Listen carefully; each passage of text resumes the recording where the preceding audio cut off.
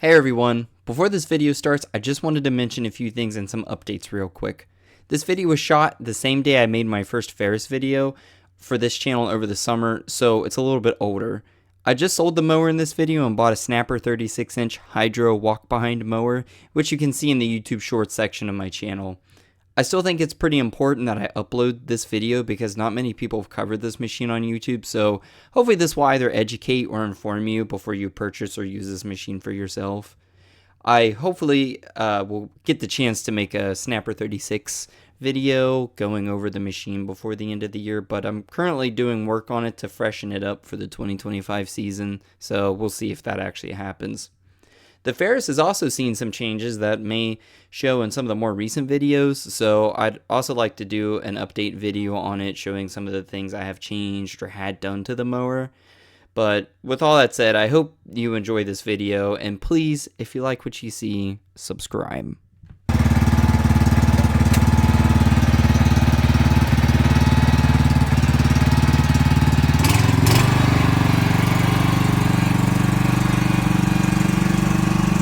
Alright, hey everybody, welcome back to the Hudson Lawn Care YouTube channel, and today we're going to take a look at my John Deere walk behind.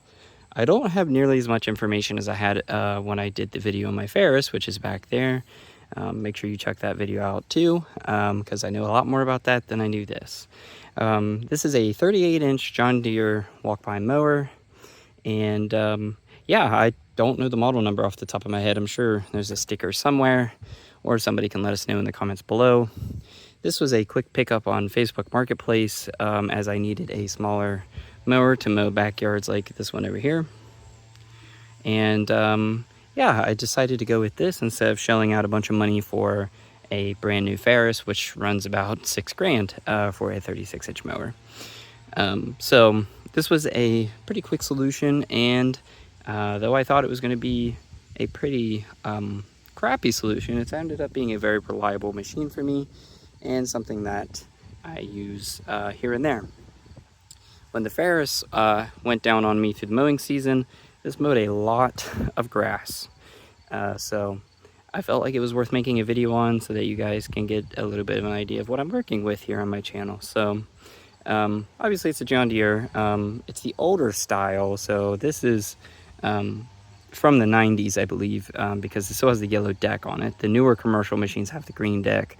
It kind of gets a little confusing, but this has a regular yellow John Deere deck, which I think looks a little bit better than the green deck. But yeah, let's go ahead and get you in for a look. One thing you'll notice right off the bat is the tires are way smaller than the rear tires on the Ferris, because this mower is not necessarily designed to run up and down on hills. It can definitely do it, but it doesn't really like going straight down hills. It'll climb up anything though. It's pretty crazy. Just like in the last video, I'm going to take you around back and we're going to start there. This one somehow, let's see if I can get in here with the camera, only has 531 hours, which might explain why it runs so good. But for being so old, it's kind of amazing, really.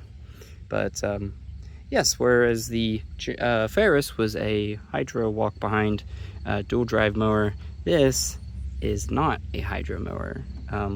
This is gear driven right there. It's your gear shifter. There's belts and stuff on the inside and all that junk. So yeah, let's get in and look at our dash here. So I have the legs of the tripod out, so you have to bear with me. So right over here on the side, we got a independent choke, which I love. We have the ignition. This has electric start, which is fantastic. That's the battery right there, kind of slapped on there, but it was the 90, so whatever. So this does have electric start, electric PTO as well, which is fantastic.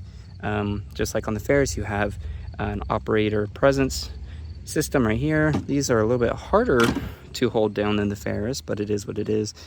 And I guess similarly to, like, say an X mark or something, haven't really ran one of them, but there's these things over here, these switches, and right now it's in park, but switching that drops your handle down, puts you in drive.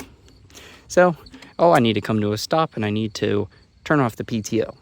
Squeeze in, press up, locks into place on both sides. Hopefully that's showing that. And you can kind of see that in the diagram down there. I need to get a replacement throttle piece for the throttle cable, but that's kind of the least of my concerns. Now, as far as what I'm riding on, this is a one-wheel Velke. This actually came with the mower, and though I don't really care for the one wheels, I don't use it enough to where I really mind. Plus, it's not bad.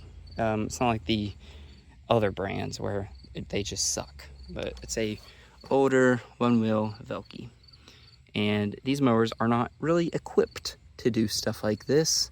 So, as you can see, somebody has configured a little bit of a welding, I guess from the plate to the piece of steel or something right there. So that's not a big deal. It does the trick, but it makes you hunch a little bit.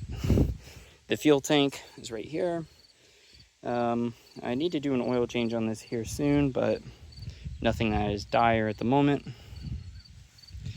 Small little front tires, and then you've got complete access to your deck down here with the mower deck belt. And oops, I'm rotating you guys, sorry. This has the style that the newer Ferris mowers have. It's just a crank deck.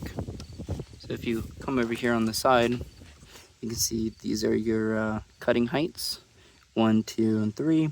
So I'm actually going to be dropping this down for this video. So we're going to crank it. You can see it lines up there.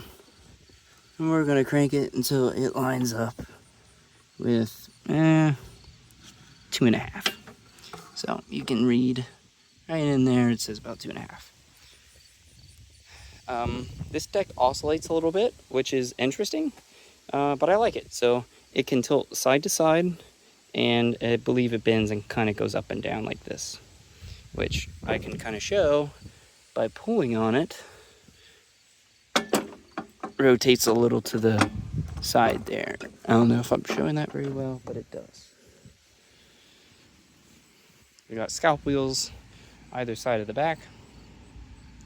And I just put this brand new battery on because that was really the only thing wrong with it when I bought it. So it's about a $60 battery just to make sure it's reliable. And then finally, I'll bring you to the gear shifter. This is neutral down here. This one's a little roughed up, but it does the trick. So all the way back, as you can see, is reverse, neutral, then you got first, second, third, over and up to hit fourth, and over and up one more time to hit fifth. Fifth is not a very good mowing speed, but it's a fantastic transport speed.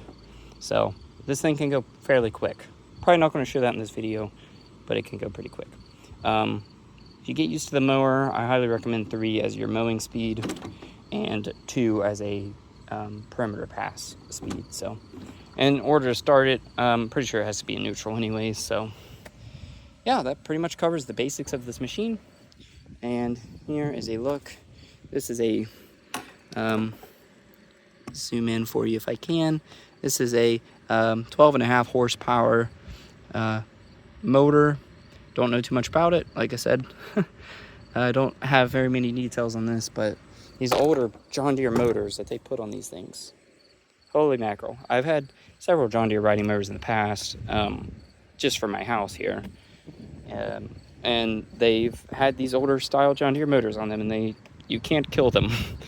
This motor will easily outlast the frame more than likely. So yeah. Now you may have noticed that there's a little bit of electrical doohickey going on over here. The previous owner realized that for whatever reason there's some sort of issue in the circuit, and if you leave the battery just regularly hooked up to the terminals, it just drains it.